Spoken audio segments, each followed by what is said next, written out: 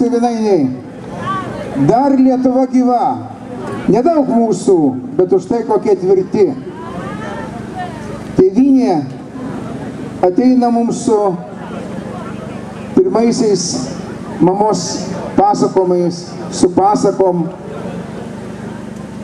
su ta gamta, su pavasariu, su supratimu, kad aš čia gimiau, čia mano tėviškė, čia mano artimieji ir čia mano artimųjų kapai. Tai yra tėvynė, kurios sampratos niekaip nesutalpinsi jokius įstatymus ir jokias konstitucijas. Tėvynė gali tik jausti, gali ją turėti, gali ją gyventi. Ir kai man aiškina, kad aš europietis ar aš pasaulio žmogus, tai man labai gerai atsimena to šveplaus buvusio sovietų lyderio Brežnevo pasakymai, kad susikūrė nauja formacija tarybinis žmogus. A kur dabar tas tarybinis žmogus? Išgaravo kaip dūmas. O lietuvius trėmė, vežė, rovė, bet neišnaikino.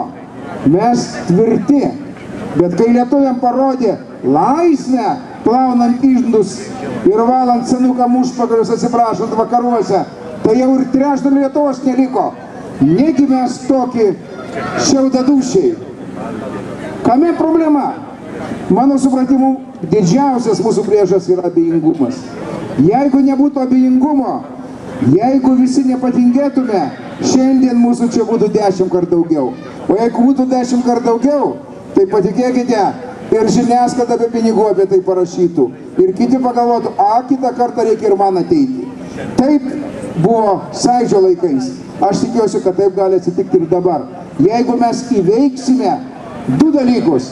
Susiskaldymą, kad 3 lietuviai 10 partijų, arba jeigu visuomeninis judėjimas, tai būtinai mano, o kito jau negeras.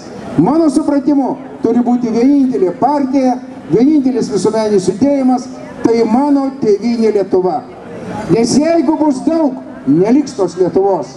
Jeigu galbūt Lietuva ir bus, bet bus kaip tas tuščiaviduris kevalas, tik pavadinimas Lietuva, bet nebus dūšios, nebus dvasios, o tai yra ir esmė.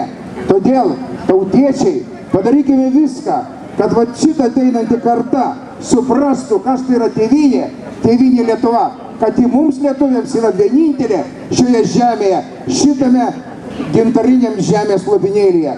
Ir viską darykime iki paskutinio kraujo lašo, kad apgintume savo teisę gyventi čia, kurti, auginti vaikus ir į svetimas šalis važiuoti tik su gerais pinigais ir pasilinksminti. Sėkmės už ateinančią, gražią, turtingą ir dvasingą Lietuvą. Sėkmės mums visiems. Ačiū.